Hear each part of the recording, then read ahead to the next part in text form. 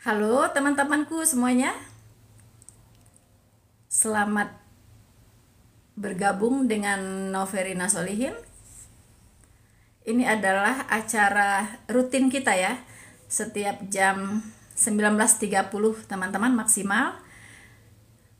Ya, kita akan berbincang-bincang ya, seperti biasa, dimana ini adalah live ketiga teman-teman. Shalom Pak Luat Pahae, Shalom. God bless you too. Selamat malam.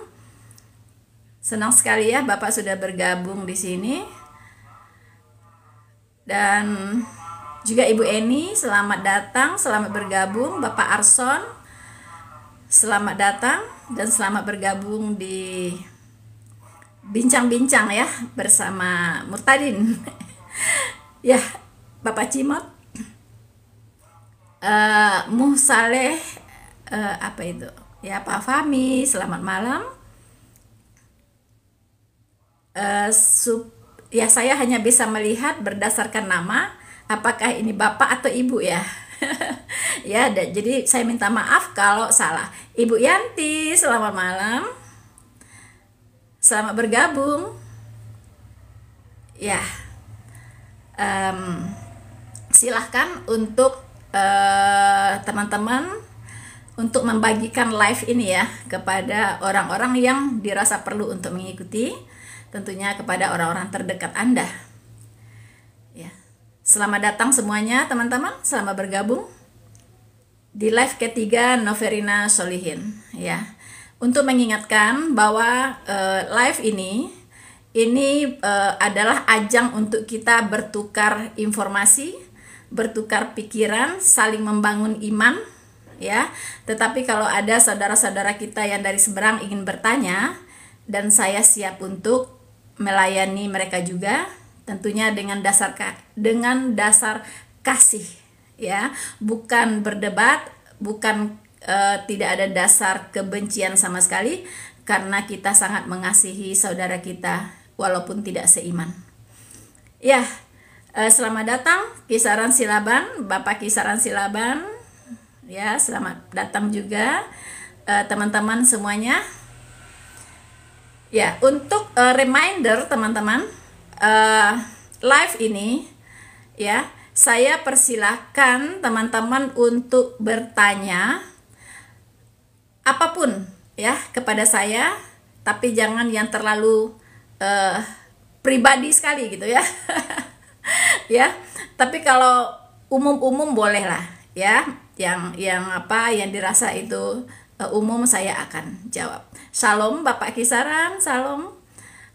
Jadi masalah iman, masalah apapun tentang yang berkaitan dengan iman kekristenan, silahkan kalau ingin Bapak Ibu untuk memberikan pernyataan, silahkan untuk bertanya juga, silahkan juga saudara-saudaraku yang terkasih yang muslim ya, juga Anda dipersilahkan untuk bertanya, no debat ya.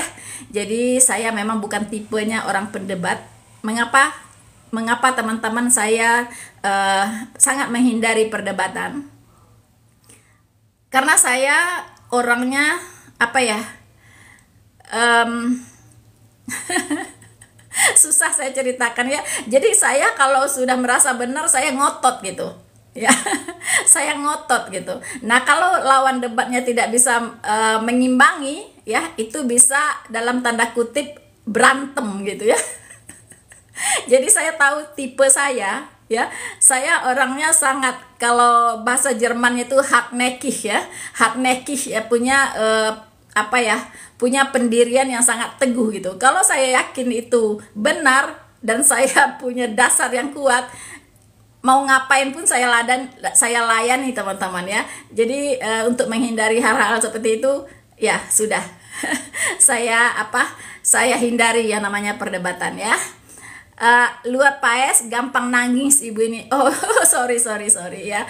Saya sudah tidak menangis itu sejak saya menerima Yesus Kristus sebagai Tuhan dan Juru Selamat saya. Ya, apapun tantangan hidup, apapun masalah dalam hidup saya sulit sekali untuk meneteskan air mata. Ya, tidak cengeng ya, seperti waktu saya sebelum bertobat ada masalah sedikit aja nangis ya, masuk kamar nangis gitu. Tapi setelah saya bertobat menerima Yesus Kristus sebagai Tuhan dan Juru Selamat saya, itu air mata itu jauh ya. Terkadang saya juga heran, kenapa masalah sebesar ini kok saya tidak meneteskan air mata begitu. Ya, nah itu diawali ketika saya mengikrarkan diri kepada keluarga saya bahwa saya sudah tidak percaya lagi kepada Islam. Sekarang saya setelah mempelajari Al-Quran dan Alkitab, saya menjatuhkan pilihan saya kepada Alkitab.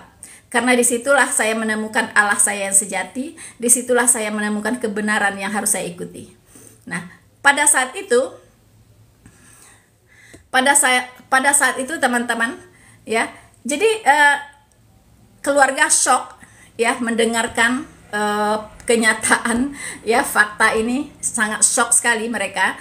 Dan tentunya sebagai orang Minang itu sangat tabu ya, ada orang Minang menjadi Kristen itu tabu.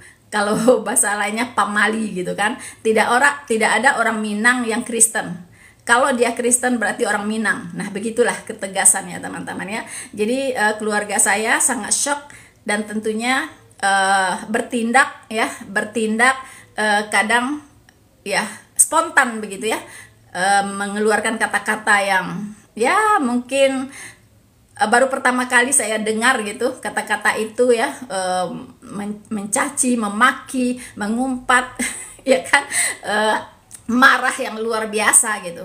Sementara sebelumnya saya tidak pernah menerima sikap seperti itu dari keluarga, karena saya adalah anak tertua dan punya adik 6 ya. Saya sangat dihormati oleh mereka, kita saling mengasihi, tidak pernah ada clash, tidak pernah ada cekcok segala macam, semua akur-akur. Tiba-tiba ketika mereka tahu saya menjadi Kristen, itu berbalik 180 derajat teman-teman. Nah, bahkan mereka tidak mengakui saya sebagai saudara. Bahkan adik laki-laki saya mengatakan untuk Uni katanya tanah ya 2 kali 4 meter pun itu tidak ada lagi untuk Uni. Artinya apa teman-teman? Tanah apa itu? 2 kali 4 itu tanah apa? Tanah kuburan teman-teman ya.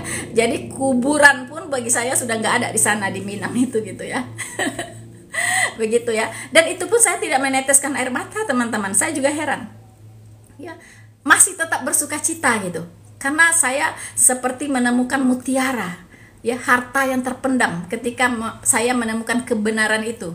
Ketika saya membaca Alkitab teman-teman ya, benar-benar saya seperti menemukan mutiara yang sangat-sangat berharga. Jadi tidak ada air mata setetes pun ya ketika itu teman-teman. Bahkan sampai detik ini pun tidak ada teman-teman. Dan saya tidak pernah menyesali itu, tapi saya hanya berdoa terus ya untuk orang tua, untuk adik-adik saya saat itu ya. Dan puji Tuhan mereka dari waktu ke waktu, seiring waktu Tuhan melembutkan hati mereka. Akhirnya mereka menerima saya kembali sebagai saudara, tetapi tetap iman saya mereka tidak pernah accept begitu. Tetapi hubungan kekeluargaan, hubungan saudara puji Tuhan sampai sekarang sangat baik ya. Walaupun kami berbeda imannya, tetapi kami saling menghormati begitu. Ya, luar biasa pekerjaan Tuhan. Kalau itu bukan karena pekerjaan Tuhan tidak mungkin teman-teman ya. Seperti itu. Saya lihat dulu komentar dari Luat Pahe. Tapi kan ibu udah punya Tuhan Yesus Sang Juru Selamat yang melebihi segala-galanya. Amin. Yes, betul. Puji Tuhan. Ya Pak ya. Jadi itulah segala-galanya. Bukankah Tuhan Yesus sudah mengatakan ya, upah mengikut Kristus itu ya apa coba? Upah mengikut Kristus ya, engkau akan kehilangan saudara laki-lakimu dengan saudara perempuanmu, tanahmu, ladangmu, hartamu, rumahmu, ya kan? Semua engkau akan kehilangan milikmu semuanya. Bahkan ayahmu dan ibumu, engkau akan kehilangan mereka semuanya. Tetapi Tuhan Yesus berkata ya, aku akan memberikan engkau menggantinya 100 kali lipat. Yes teman-teman, memang kita harus bayar harga Ya, untuk mengikut Kristus tidak mudah, harus bayar harga, ya, dan harga itu sangat-sangat mahal, ya. Itu kadang semua milik kita itu harus lepas demi Kristus, ya. Jadi terima kasih teman-teman untuk gift-nya.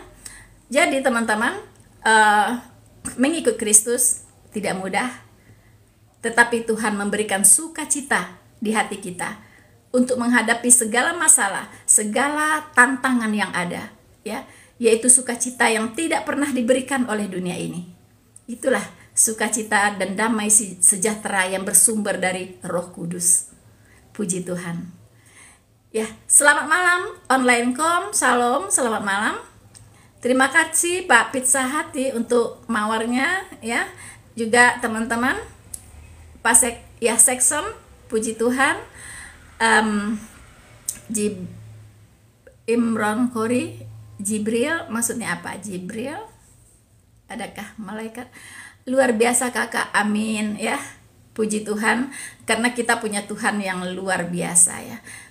Ya, begini loh dek, hidup kita ini sangat singkat, ya kan? 70 tahun kata Alkitab itu sudah sudah cukup. 70 tahun, kalau lebih itu bonus, ya kan? 70 tahun di bumi ini, terus kita harus mencari tahu setelah 70 tahun kita meninggal, lalu kita mau kemana, ya kan? Nah, mau kemana gitu? Yang kekal itu justru di sana, di dunia sana itu. Di dunia sekarang ini kita hanya sementara, ya, sementara saja, begitu. Nah, kita harus memprioritaskan dunia yang akan datang, ya, bukan yang sekarang. Nah, kita bisa menentukan kemana kita akan mendarat itu saat kita hidup di bumi sekarang ini. Setelah kita nyawa dicabut, terlambat, ya. Tidak ada bisa lagi yang merubah itu. Tidak ada doa yang bisa merubah itu, tidak ada, ya. Apapun yang dilakukan untuk orang yang sudah meninggal itu sudah tidak bisa mempengaruhi apapun. Ya, ini sudah dibuktikan, kemarin saya sudah ceritakan kisah Lazarus dengan orang kaya dan Abraham. Ya, orang kaya ini meninggal masuk neraka, tidak ada bisa yang diperbuat, tidak bisa. Ya, bahkan dia minta Lazarus mengirim supaya Bapak Abraham mengirim Lazarus ke rumahnya karena masih ada 5 keluarganya di sana yang belum bertobat. Bapak Abraham bilang tidak bisa nak, tidak bisa. Lazarus tidak akan bisa lagi keluar, ya, untuk memberitahu keluargamu, ya. Kesaksian para nabi sudah cukup untuk membuat keluargamu bertobat. Di mana kesaksian para nabi itu? Tentunya di dalam Alkitab. Itu, jadi baca Alkitab, berdoa, minta tuntunan Roh Kudus. Maka Roh Kudus akan menuntun kita semua untuk menemukan kebenaran di dalamnya, ya. Untuk menemukan jalan keselamatan itu. Jadi Tuhan sudah menyediakan Alkitab. Disitulah berisi kesaksian para nabi yang Bapak Abraham maksudkan, ya. Kesaksian para nabi sudah cukup untuk membuat keluarga orang kaya ini bertobat. Jadi orang yang mati itu tidak akan bisa bangkit lagi, keluar lagi, kasih tahu orang rumahnya, hey, kalian, saudara-saudaraku, orang tuaku, anakku, dan segala macam, ya, ini saya nih masuk neraka. Sekarang saya keluar sebentar untuk kasih tahu kalian, percayalah kepada Tuhan Yesus, bertobatlah. Tidak bisa, teman-teman, tidak bisa. Ya, Bapak Abraham bilang tidak bisa nak, tidak bisa. Ya, kesaksian para nabi sudah cukup untuk membuat keluargamu bertobat. Begitu ya dek ya. Martinus Mara, selamat malam Pak. Ibu Solihin yang adalah anak Tuhan Yesus, saya belajar banyak dari ibu. Kita sama iman kan? Oh ya, puji Tuhan Pak ya. Ya, kita sama-sama belajar. Saya juga tidak pernah berhenti belajar, ya. Karena belajar itu seumur hidup kita, ya kan? Seumur hidup kita, tidak pernah kita bisa berhenti belajar. Bahkan kalau kita membaca Alkitab, semakin kita baca, semakin kita merasa, aduh, kok saya tahunya baru sedikit ya, kok yang ini saya belum pernah tahu gitu. Walaupun kita sudah baca berulang-ulang, ya. Selamat malam Pak Julius Bravo. Shalom Pak, selamat malam. Ya, jadi semakin kita menggali, ya, semakin kita menggali, semakin kita merasa kurang pengetahuan kita. Ya, jadi jangan sampai ada yang merasa, wah saya nih sudah sekolah Alkitab, saya sudah baca Alkitab bolak-balik sampai robek, gitu ya. Sudahlah, saya udah tahu semuanya. No. Ya, kita masih banyak yang belum tahu rahasia banyak sekali di dalam Alkitab yang Tuhan ingin bukakan kepada kita. Ya, tentunya rahasia itu dibukakan kepada orang-orang yang benar-benar cinta kebenaran. Ya, jangan membaca Alkitab untuk menyerang Alkitab. Nah, itu betul-betul otaknya, hatinya akan dibutakan oleh Allah, akan dikeraskan oleh Allah.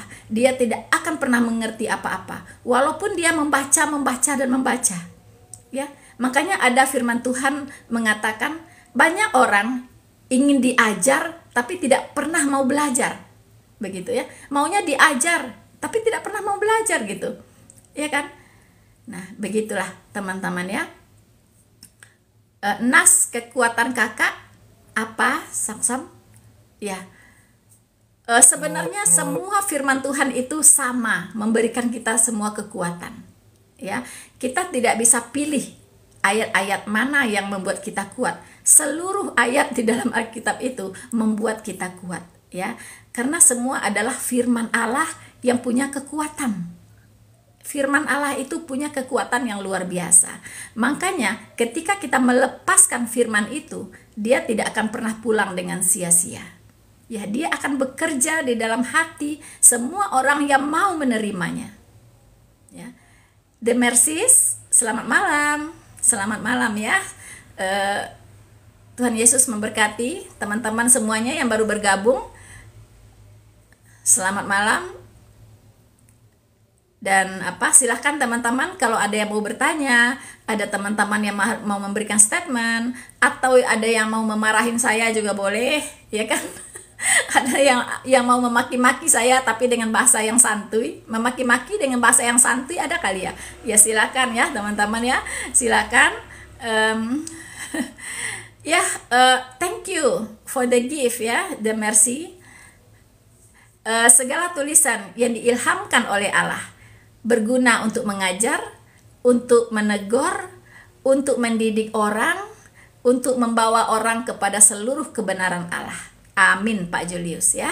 Jadi segala tulisan yang diilhamkan oleh Allah itulah yang tertulis di dalam Alkitab. Semua tulisan para rasul, semua tulisan para nabi itu adalah firman Allah yang diilhamkan kepada mereka untuk dituliskan.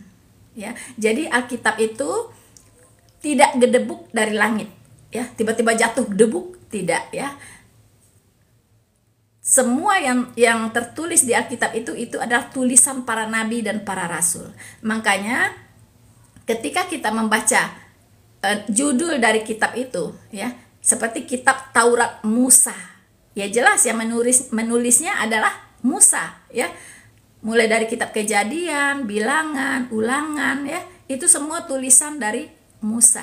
Dan memang ada perintah langsung ya dari Allah untuk Musa supaya dia menuliskan apa yang dia dengar yang keluar dari mulut Allah. Begitupun kepada nabi-nabi yang lain, kepada Nabi Yeremia. Allah berkata, tuliskanlah ya semua yang kau dengar, ya, semua firman yang kau dengar ini dalam sebuah kitab. The Mercy, Bu, tolong diterangkan tentang bahasa roh. Baik, ya, terima kasih ya. Ini pertanyaan yang luar biasa sebenarnya, karena banyak juga menjadi perdebatan intern kekristenan ya. Ada kekristenan yang percaya bahasa roh, ada yang tidak percaya bahasa roh, ya. Ada yang pakai bahasa roh, ada yang tidak pakai bahasa roh. Sebenarnya kalau kita baca Alkitab ya dari bahasa aslinya, itu tidak ada bahasa roh, yang ada adalah bahasa lidah. Ya, yang benar itu adalah bahasa lidah, teman-teman ya. Kenapa disebut bahasa lidah? Ya, pertama pengertiannya dulu, bahasa. Apa itu bahasa? Bahasa itu adalah kalimat yang mempunyai struktur, ya, yang mempunyai struktur kalimat, ya, yang punya kaidah, yang bisa dimengerti, ya, oleh orang yang berbahasa tersebut. Itu namanya bahasa, ya. Dia punya grammar yang jelas, ya, itu namanya bahasa. Nah, sekarang bahasa lidah. Lalu lidah ini bagaimana, ya? Lidah ini adalah maksudnya ini sudah digenapi, yaitu di peristiwa Pantekosta, ya, bahasa lidah ini. Jadi di situ setiap orang, ya, tiba-tiba dia berbicara dalam bahasa yang tidak dia kenal, ya, di dalam peristiwa Pantekosta. Misalnya saya orang Indonesia, tiba-tiba saya bisa berbahasa Prancis, padahal saya tidak pernah belajar bahasa Prancis. Nah, itu namanya bahasa lidah, ya. Nah, orang Belanda tiba-tiba bisa berbahasa Tagalog, ya, padahal dia tidak pernah belajar bahasa Tagalog. Nah, itu teman-teman, itu namanya berbahasa lidah. Lalu bahasa roh yang sekarang ada, yang dada di sande gitu, ya, itu apa gitu. Nah, itu tidak ada di dalam Alkitab. Ya, tidak ada. Itu namanya bukan bahasa, itu adalah bunyi, ya. Tapi kalau mau disebut mungkin bukan bahasa roh, bunyi roh mungkin, ya kan. Nah, saya tidak bisa menjelaskan itu. Apa yang tidak ada di dalam Alkitab saya tidak bisa menjelaskan, ya teman-teman, ya. Jadi saya hanya bisa menjelaskan apa yang dikatakan oleh Alkitab, begitu. Jadi saya tidak mengerti juga kenapa ada itu bahasa roh yang sekarang seperti itu. Saya juga bingung gitu kan. Waktu saya pertama bertobat jadi Kristen, saya sudah melalang buana dulu, ya, pindah-pindah gereja teman-teman, ya, sampai saya masuk ke satu gereja yang memang membuat saya sampai berpikir, ya Tuhan, apakah saya ini sudah benar ini jalannya gitu? Jangan-jangan saya tersesat. Sampai saya berpikir begitu teman-teman. Karena saya masuk sebuah gereja yang saat beribadah itu begitu hebohnya, ya, pakai bahasa yang saya tidak mengerti, kemudian orangnya terjungkal-jungkal, kemudian sampai histeris-histeris, teriak-teriak. Saya yang baru bertobat merasa tersandung teman-teman, ya. Saya merasa tersandung dengan kondisi yang seperti itu, begitu. Akhirnya saya berdoa, ya Tuhan, kalau memang Engkau memanggil saya, kalau memang Engkau memilih saya, tolong, mana yang gereja ini yang benar gitu, ya, yang membuat saya bersuka cita, yang membuat saya damai, ya, yang membuat saya benar-benar happy, begitu. Nah, ya teman-teman, akhirnya setelah saya berkeliling, akhirnya Tuhan menjawab doa saya, ya. Akhirnya saya sampailah ke sebuah gereja, ya, yang jauh dari itu semua, yaitu gereja GBIA, ya, Gereja Baptis Independen Alkitabiah. Nah, disinilah saya bertumbuh dan berkembang sampai hari ini. Nah, Pak Julius, saya baca dulu, ya. Itu kedatangan Uni harusnya tertib dan tunduk kepada pemimpin. Kedatangan. Oh, ya, yang saya tahu, Pak, ya, di Alkitab, tata cara berjemaat, di dalam tata cara beribadah berjemaat, itu harus tertib dan teratur. Itu yang saya tahu, ya. Harus tertib dan teratur. Nah, kalau kondisinya seperti tadi, saya tidak melihat keteraturan di situ, ya. Tapi maaf, mungkin pengetahuan saya yang kurang, maaf. Ini sejauh yang saya pelajari, sejauh yang saya tahu, begitu, ya. Nah, saya merasa damai, merasa nyaman, merasa happy kalau beribadah itu teratur, penuh hikmat, begitu, ya. Terus tenang, lagu-lagunya juga lagu-lagu himne saya senangnya, ya. Saya selalu senang sekali menyanyikan lagu-lagu himne, ya, seperti juga Tuhan Yesus dan para rasul menyanyikan lagu-lagu himne, ya. Seperti tertulis bahwa setelah Yesus dan murid menyanyikan lagu himne, maka pergilah mereka ke Bukit Zaitun. Nah, saya ingat ayat itu, cuma saya lupa di mananya. Tetapi di situ jelas bahwa para rasul dan Yesus Kristus itu juga menaikkan penyembahan, ya, menaikkan puji-pujian kepada Allah dengan lagu-lagu himne, ya. Nah, jadi Abdi Shop, selamat malam Pak, selamat malam. Martinus Marang, Shalom Bu, saya heran Ibu ini luar biasa bisa masuk dalam sistem ini hingga kita bisa apa Pak? Nyambung lagi kalimatnya ya. Sebenarnya bukan saya yang luar biasa ya Pak ya, tapi kita punya Tuhan, punya Allah yang luar biasa.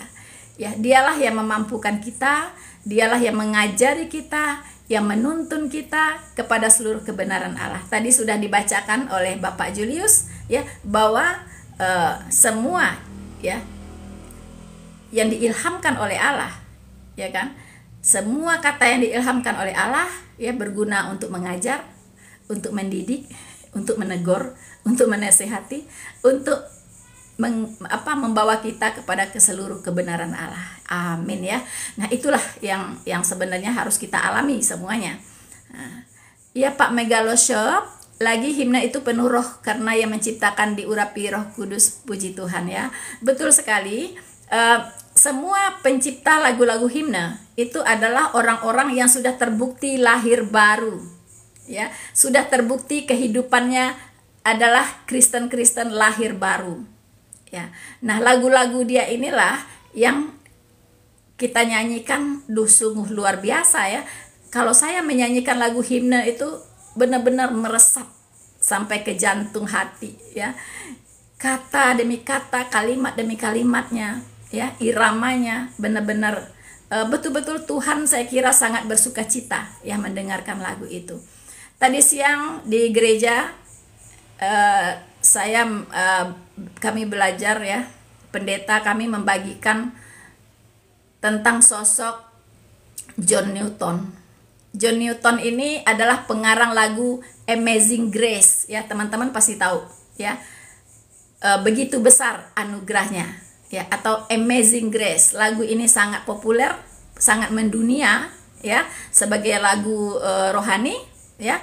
Nah, itu penciptanya adalah John Newton. Siapa itu John Newton?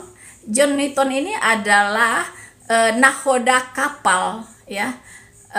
Nahoda kapal yang membawa budak ya dari Afrika ya, kemudian dibawa ke Amerika. Begitu ya. Budak-budak Afrika ini sangat ditindas ya. Di kapal itu saja itu luar biasa penindasannya.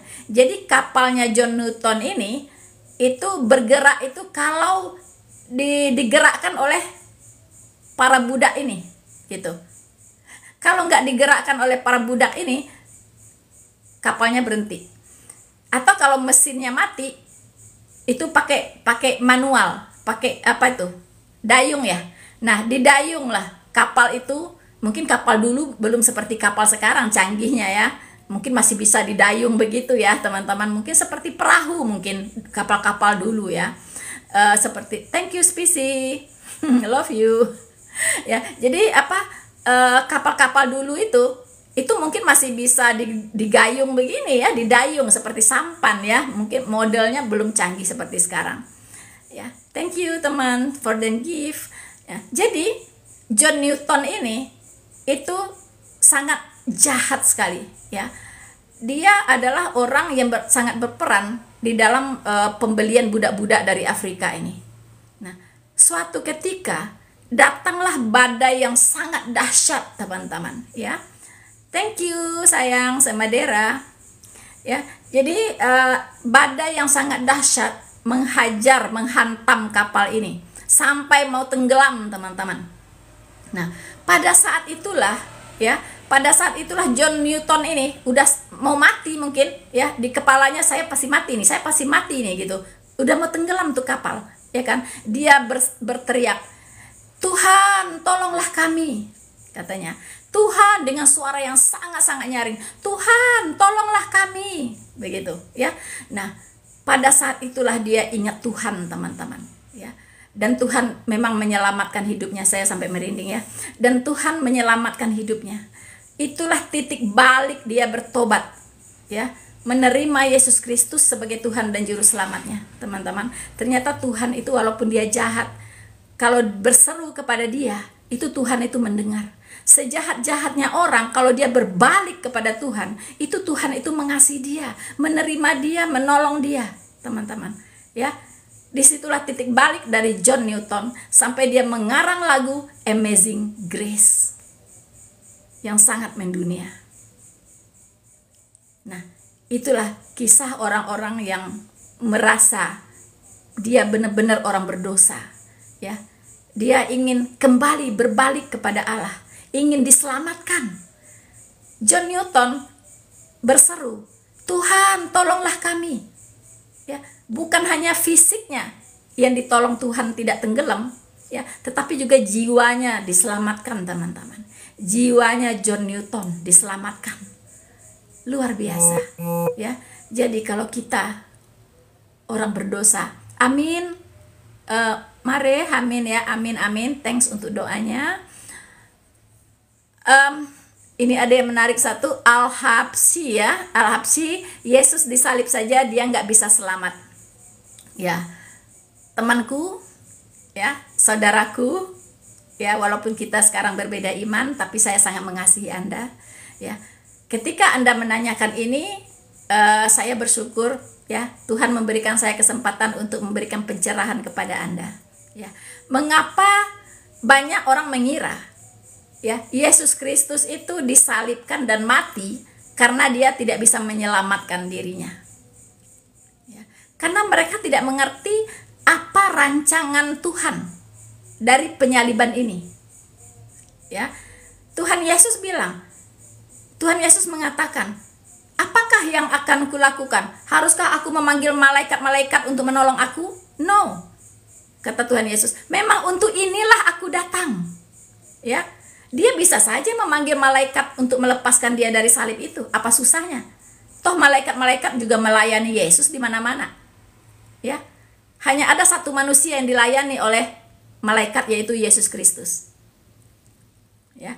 Tidak ada susahnya bagi dia untuk melepaskan diri dari salib itu. Tetapi Tuhan Yesus berkata, memang untuk inilah aku datang, ya, untuk disalibkan, untuk mati bagi kamu, hai orang berdosa, ya. Dan ini sudah dinubuatkan di Perjanjian Lama, ya.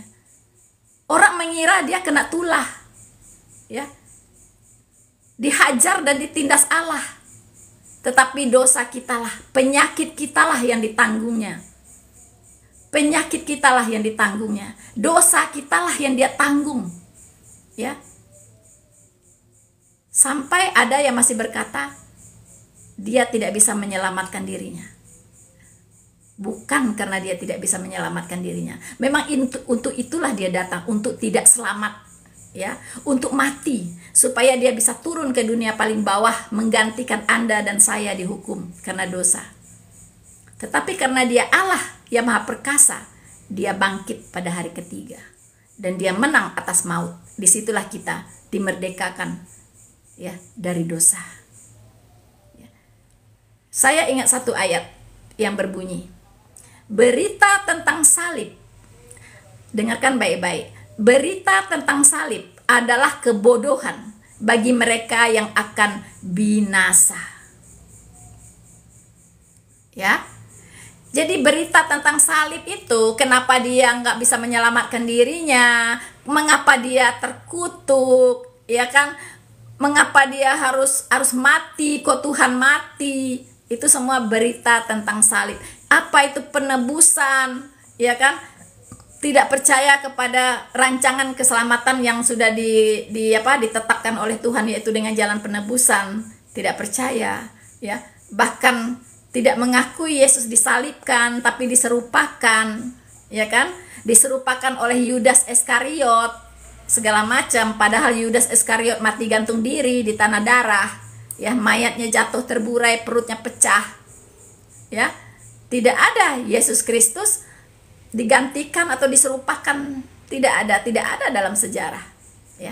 Tidak mungkin juga secara akal sehat yang mati adalah Yesus Kristus, ya. Apa kalau seandainya Yudas diserupakan dengan Yudas, Yudas yang disalibkan, Yudas disalibkan lalu yang bangkit Yesus Kristus, itu logika sehatnya di mana? Nggak nyambung ya. Nggak mungkin Yudas yang mati lalu Yesus Kristus yang bangkit, begitu ya teman-teman. Jadi berita tentang salib adalah kebodohan bagi mereka yang akan binasa. Dan Anda yang menghina penyaliban, yang menginjak-injak darah perjanjian, sudah tahu konsekuensinya bahwa Anda pasti binasa. Ya, saya hanya menyampaikan apa yang tertulis, firman Tuhan yang tertulis di Alkitab. Bukan saya menakut-nakuti Anda, bukan. Memang itulah yang tertulis ya. Pemberitaan tentang salib adalah kebodohan bagi Anda-Anda yang akan binasa. Haleluya, amin. Oke. Ya, Uni sekali-sekali live dengan suami dong. Suami saya itu tidak begitu suka ya, agak demam panggung. Tidak begitu suka disorot kamera ya. Jadi nggak apa-apa, dia juga penginjilan ya, dia juga rajin menginjil, tapi dengan caranya sendiri. Saya menginjil dengan cara saya sendiri, karena kita punya talenta yang berbeda-beda ya. Kita punya talenta yang berbeda-beda teman-teman ya, jadi tidak bisa disamakan gitu ya. Tapi kita punya satu keyakinan, kita punya satu pemahaman ya, kita punya satu takdir ya. Kita punya satu takdir berpindah dari maut ke dalam hidup. Itulah mengapa kita harus menginjil. Itu adalah semata-mata sebagai ucapan syukur kita ya, sebagai ucapan syukur kita atas karunia anugerah Allah kepada kita. Kita yang berdosa, saya yang berdosa ini tidak layak sebenarnya untuk menerima kasih karunia Allah ya. Tidak layak sebenarnya untuk masuk surga karena saya orang berdosa. Tetapi Tuhan melayakkan itu ya. Dia datang ke dunia ini, firman Allah itu nuzul menjadi manusia yang akan menggantikan, yang sudah menggantikan saya dihukum karena dosa saya. Dan sekarang saya harus hidup bagi dia. Begitu. Dia sudah mati bagi saya harus hidup bagi dia. Nah, itulah sebab saya harus menjalankan yang namanya amanat agung. Itulah yang ditinggalkan oleh Tuhan Yesus. Pergilah ke seluruh dunia, beritakanlah Injil kepada segala makhluk. Siapa yang percaya akan diselamatkan, siapa yang tidak percaya akan dihukum. Yes. Jadi saya menginjil karena saya ingin semua orang diselamatkan, supaya tidak jatuh ke dalam hukuman kekal, yaitu neraka. Itulah bentuk ucapan syukur saya sebagai orang yang diselamatkan. Orang yang dicabut dari akarnya teman-teman. Anda bayangkan orang Minang ya, itu tidak mudah untuk pindah keyakinan ya. Karena Minang dengan Islam itu menjadi satu. Begitu. Susah untuk dipisahkan. Ya. Halo, Cini, katanya sudah ditebus dosanya. Yes, amin, sudah ditebus. Ya. Jadi Tuhan Yesus mengatakan, inilah darahku yang tercurah ya untuk penebusan dosa. Itu Tuhan Yesus sendiri yang bicara. Inilah darahku, darah perjanjian yang sudah tercurah untuk penebusan dosa. Amin. Tinggal sekarang Anda mau menerima dia atau tidak. Apakah Anda mau menjalankan hukuman Anda sendiri di neraka? Mangga. Anda mau menyerahkan hukuman itu kepada Kristus yang sudah disalibkan? Puji Tuhan. Tetapi kalau Anda tidak mau percaya kepada dia, ya, Anda memang harus menjalankan hukuman Anda sendiri di neraka. Itu pilihan Anda. Dan Anda pun pasti tidak akan pernah menyesal. Karena itu keputusan Anda. Sekarang Anda sudah mendengar Injil keselamatan. Ya, sudah ada Rina Solihin yang memberitakan kabar baik. Ya, seharusnya Anda orang berdosa nyemplung ke neraka karena dosa Anda, karena upah dosa adalah maut. Tapi Tuhan Maha Kasih, Dia mau ya menggantikan Anda dihukum Ya, karena dosa Anda dengan mengorbankan dirinya sendiri. Ya. Bukankah firman Tuhan berkata, begitu besar kasih Allah akan dunia ini, sehingga ia mengorbankan anaknya yang tunggal, agar setiap orang yang percaya kepadanya tidak binasa, melainkan beroleh hidup yang kekal. Begitu besar kasih Allah akan dunia ini. Dan Anda tidak terima itu pilihan Anda. Dan tidak ada lagi padong. Ya, tidak ada padong. Kalau Anda misalnya di sana dihakimi dan dilemparkan ke neraka. Karena Anda sudah pernah mendengar Injil dan Anda tidak menerimanya, Anda menolaknya. Begitu, ya, itu pilihanmu. Tuhan juga memberikan kehendak bebas, ya. Mau caniago, jangan berbohong bun apanya, berbohong apanya, ya. Anda ada nama caniago, apakah Anda orang Minang? Ya. Orang yang sudah lahir baru, Kristen yang sudah diselamatkan, itu sudah tidak ada keinginan untuk berbohong, ya. Karena kalau berbohong, itu Roh Kudus itu seperti bola duri di dalam dada ini, ya. Jadi nggak nyaman kalau berbuat dosa, itu nggak nyaman gitu, ya. Itulah orang yang sudah diselamatkan. Kalau gitu, mana Injil Yesus bun? Maung Caniago. Injil Yesus adalah, Anda tahu arti Injil? Atau Anda seperti muslim-muslim yang lain, Injil itu yang dibayangkan adalah kitab, ya. Kitab begitu, kitab, lembaran-lembaran kertas, itulah Injil, ya. Jadi Anda sekarang bertanya, mana Injil Kristus, ya. Injil itu artinya kabar baik, good news, ya, good news, kabar baik. Kabar baik tentang apa? Anda yang adalah orang berdosa harusnya nyemplung ke neraka, ya, karena dosa Anda. Dosa setetes pun cukup membawa Anda ke neraka. Anda tidak harus punya dosa segunung. Anda tidak harus punya dosa segudang untuk membawa Anda ke neraka. Tidak perlu, ya. Cukup secuil, mungkin sebesar tungau. Apa tungau? Atau sebesar mungkin nggak bisa dilihat tuh, melekul, ya. Itu cukup membawa Anda ke neraka. Why? Kenapa? Karena sorga itu, ya, itu adalah tempat bertahtanya Allah. Itu adalah tempat yang maha kudus. Maha kudus. Jadi setetes dosa pun tidak bisa menghampiri sorga. Karena itulah semua manusia yang mau masuk sorga harus dikuduskan sekudus-kudusnya. Firman Tuhan berkata, tanpa kekudusan tidak seorang pun bisa melihat Allah, ya. Tanpa kekudusan tidak seorang pun bisa melihat Allah. Jadi Anda harus dikuduskan. Caranya bagaimana? Anda mandi air susu lalu Anda kudus, atau Anda melakukan satu ritual sampai Anda mengira Anda kudus, atau Anda berpuasa, ya, sebulan Ramadan ini nggak putus-putus lalu Anda kudus? No. Kata Tuhan, ya, kesalehanmu itu seperti kain kotor di mata Tuhan. Bisa bayangkan? Kesalehan Anda itu, Anda kira Anda orang yang sangat saleh sekali. Wow, amazing, saleh banget, ya. Tapi di mata Tuhan, Anda itu seperti kain kotor. Jika dibandingkan dengan apa? Dengan kekudusan Allah, nggak ada apa-apanya. Anda itu seperti kain kotor, ya. Kesalehanmu itu nggak ada artinya, seperti kain kotor di mata Tuhan. Lalu bagaimana caranya Anda bisa kudus? Darah Kristus yang suci dan kudus itulah yang akan menguduskan Anda, ya.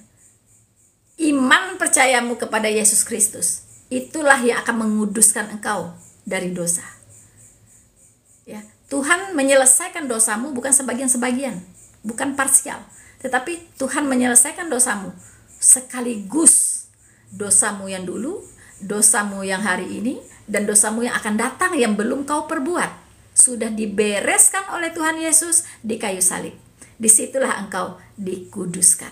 Makanya saya dan teman-teman semua yang percaya kepada Tuhan Yesus sungguh-sungguh itu disebut sebagai orang-orang kudus. Ya, kami disebut sebagai orang-orang kudus yang memang sudah dikuduskan oleh Allah sekudus-kudusnya. Ya, teman-teman. Nah, makanya ada tertulis kepada orang-orang kudus di Efesus.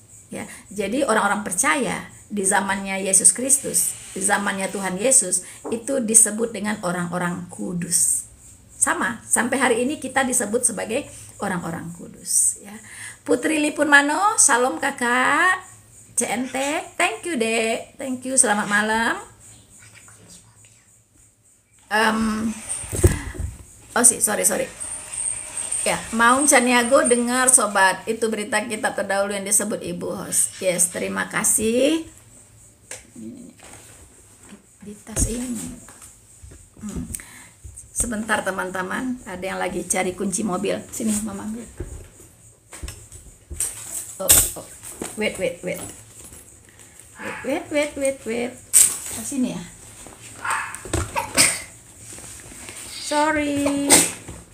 Sorry, ada gangguan teknis. Nih. Yes. You're welcome. Ya, teman-teman ya. Jadi back to laptop, kembali ke laptop ya.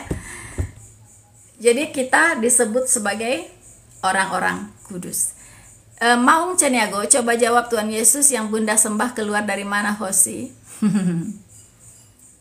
Kemarin juga sama ya. Keluar dari lubang hidung mungkin.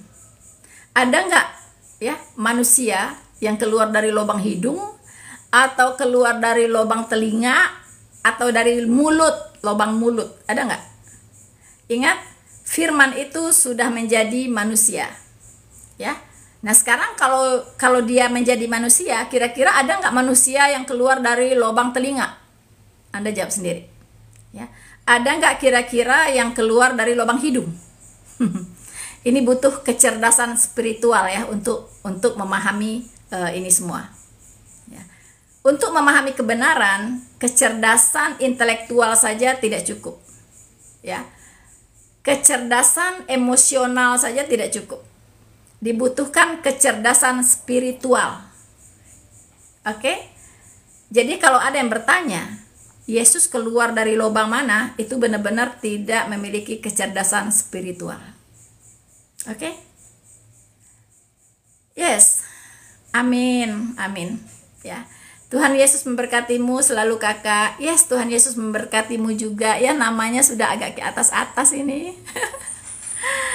Amin Pak Julius ya. Tuhan Yesus luar biasa. Ya, mungkin ada pertanyaan lagi dari teman-teman muslim, silahkan ya, tapi pertanyaannya ya kalau bisa yang lebih bermutu ya, supaya semua kita bisa belajar di sini.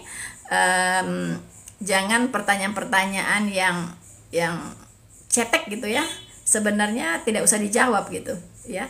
Seperti tadi, keluar dari mana? Ya pasti keluar dari rahim Maria dong, nggak mungkin keluar dari lubang hidung. Iya, itu pertanyaan orang dungu ya, kita maklumi ya, karena mereka belum punya Roh Kudus, jadi susah gitu kan ya. Itu Olwan, iya itu pertanyaannya begitu ya, kunyanya. Haleluya ya teman-teman.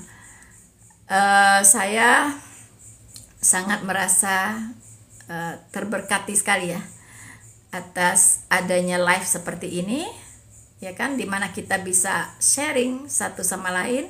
Walaupun melalui live chat ini, saya sangat concern membacanya ya satu persatu ya. Betul Pak Julius, saya kemarin sempat mengatakan bahwa pohon itu dikenal orang itu dari buahnya ya.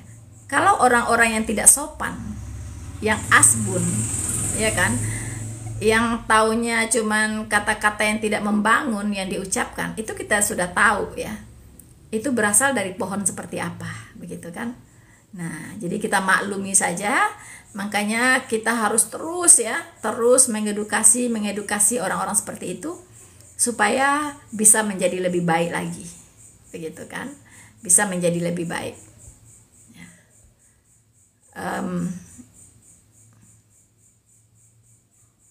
Selamat malam Pak Chandra. Selamat malam Pak Andre, Pak Asiles. Ya, saya susah membaca namanya. Ibu Nina Nambai, ya, baru saja mendapat rencan. Oke. Terima kasih Ibu Nina for the gift. Sebenarnya kita memang harus saling membangun. Iya, Sekson, cermin moralnya Bun itu, betul ya. Orang yang begini, saya senang mengasih seperti ini perumpamaan.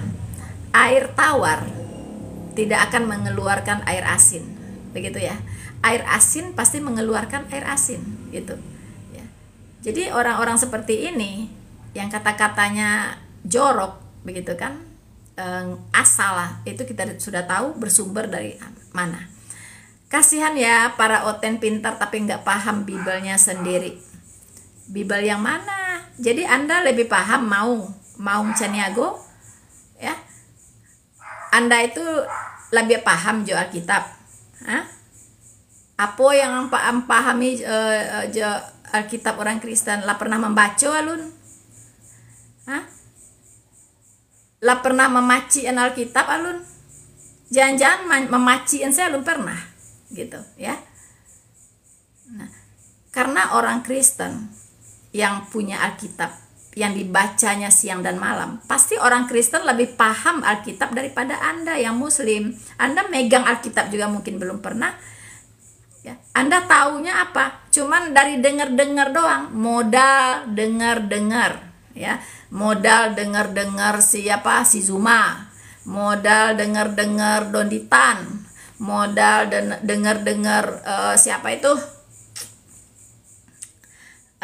banyaklah mualaf itu ya, polemikus ya, yang nggak jelas itu, paling dengar-dengar doang, tapi Anda tidak pernah langsung membaca Alkitab, begitu ya. Lara Ati, kebanyakan mudaratnya lu hidup Caniago. Geles ya. Sabar Bu, sabar ya Bu Lara ya. Ini ya, indah ado taknya tuh udah Pak Julius. Ya, saya juga respect sekali dengan Buya Sakur ya. Buya Sakur, saya membuat 1, 2, atau 3 video ya tentang Buya Sakur. Nah, ini Buya karena dia sudah tua, inilah model Buya masa lalu gitu. Model Buya jadul, tapi itu yang benar gitu ya. Saya dulu waktu masih Muslim ya, saya tidak pernah mendengar ustadz-ustadz ya di masjid yang saya hadiri khotbah-khotbahnya itu tidak pernah loh menjelek-jelekkan agama lain, menyebut-nyebut Kristen pun nggak pernah, apalagi menjelek-jelekkan agama lain Kristen, nggak pernah loh. Buya-buya yang dulu ya, ustadz-ustadz yang zaman 60-an, 70-an, 80-an, 90-an ke sini baru muncul tuh ustadz-ustadz nggak jelas tuh. Ya kan, yang nggak punya pengetahuan lagi mungkin tentang kitabnya sendiri ya, terus yang dibahas hanya agama orang lain gitu ya kan.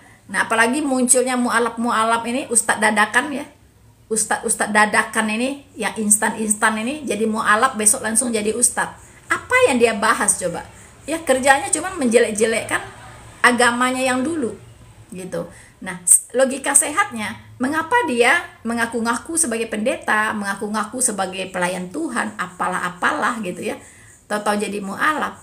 Kalau bagi saya tidak cepat menilai orang.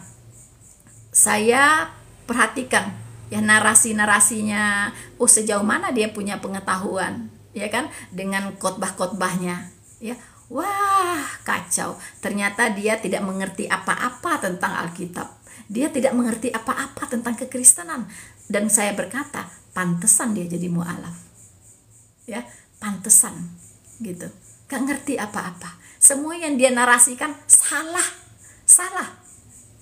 Ya, seperti Kainama, ngaco, belajar Alkitab dari Google. Kalau di Google itu penulis macam-macam, ya kan? Penulisnya macam-macam, dari orang ateis sampai orang ngaco, semua ada nulis di Google itu gitu. Nah, Anda mau pegang tulisan siapa gitu? Ya, dasar kebenaran itu hanya Alkitab, bukan tulisan si A, si B, si C, bukan, ya. Karena orang-orang liberal, orang-orang yang menentang Alkitab pun banyak menulis di Google, ya kan? Orang-orang liberal itu banyak menentang Alkitab, ya kan? Menyalah-nyalahkan Alkitab. Nah, itu yang kalian baca, yang kalian konsumsi itu, ya, yang muslim-muslim ini saya lihat. Seperti Donditan, ya, dia bilang ada di Alkitab ayat yang ditambahkan katanya, ya. Bunyinya adalah ada 3 yang memberi kesaksian di sorga, yaitu Bapa, Putra, dan Roh Kudus. Ini adalah ayat pamungkas untuk Allah Tritunggal. Kata si Donditan, ayat ini ditambahkan kemudian. Dia salah besar. Ya, halo Jonathan Nandar. Apa kabar? Sehat ya? Semangat. Saya doakan Anda terus bertobat ya. Jonathan Nandar. Ya. Jadi di dalam teks asli dari Perjanjian Lama itu Masoretic text, dan teks asli dari Perjanjian Baru adalah Textus Receptus. Jadi di dalam Textus Receptus atau TR itu ayat itu ada, ya. Ada 3 yang memberi kesaksian di sorga, Bapa, Putra, dan Roh Kudus. Ada di teks aslinya.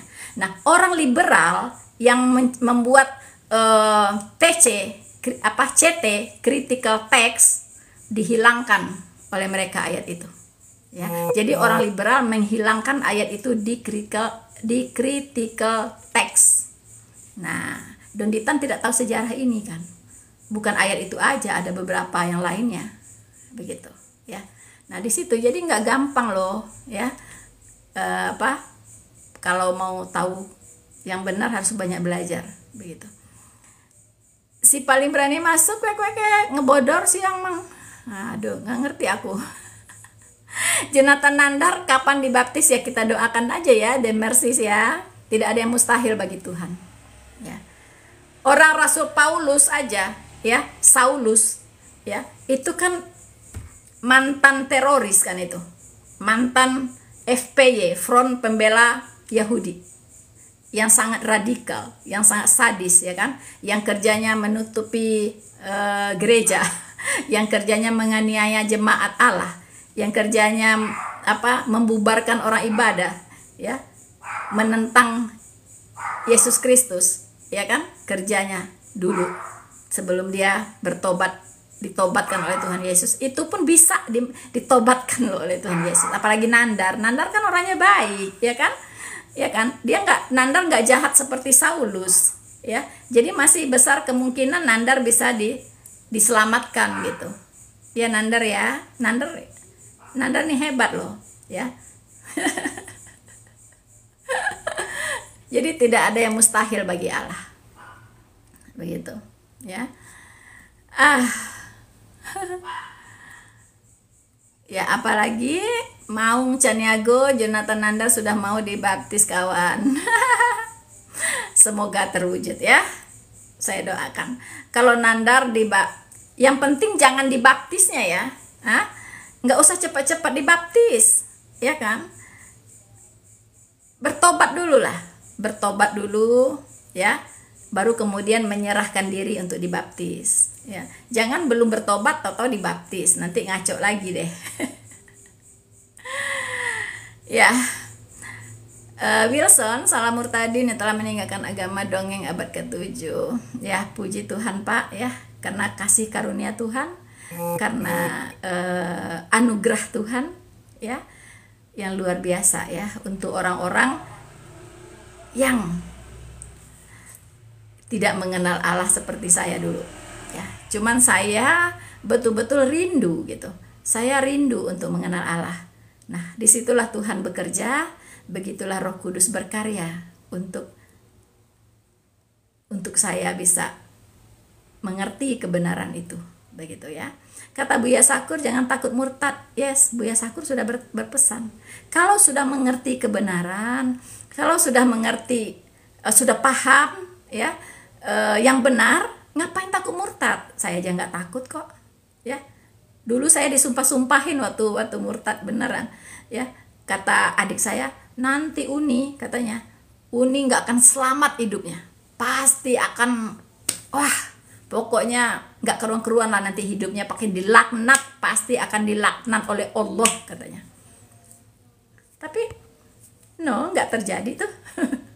Saya aman di tangan Yesus, ya, damai, ya kan? Tuhan sudah berjanji, Tuhan Yesus sudah berjanji, ya kan? Kita akan kehilangan semuanya, tetapi Tuhan akan menggantinya 100 kali lipat. Yes, amin, itu digenapi, ya, puji Tuhan. Ya, Maung Caniago, nggak beda ini penjual obat di pinggir jalan. Oh, Anda tukang obat dari kapan ya?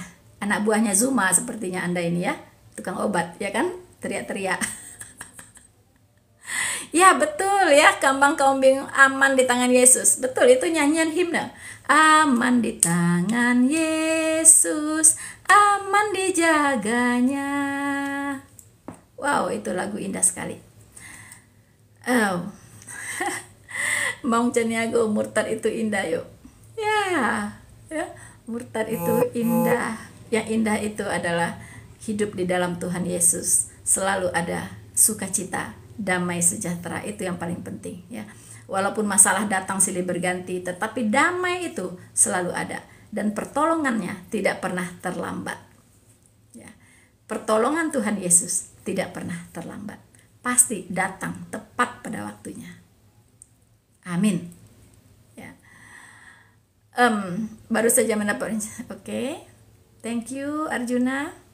Saya punya anak namanya Arjana. Mirip ya, Arjuna. Ya. Amin, puji Tuhan. The Mercies, hari gini belum sudah meninggal, yang sudah lahir baru terangkat duluan. Kemudian kita bersama-sama dengan mereka naik ke angkasa. Bersama-sama dengan Tuhan Yesus untuk selama-lamanya. Dan Anda yang tertinggal, Anda akan masuk ke dalam kerajaan antikristus. 7 tahun masa kesesakan. Disitulah Anda akan dihajar habis-habisan sampai Anda menyembah Yesus, menyembah antikristus. Oke teman-teman, sepertinya ini 50 detik lagi acara ini akan berakhir. Waktu sudah akan berakhir.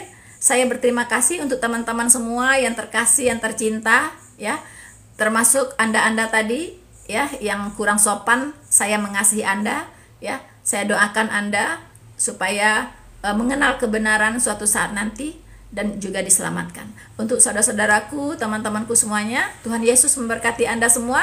Bersama saya Noverina Solihin, Maranatha.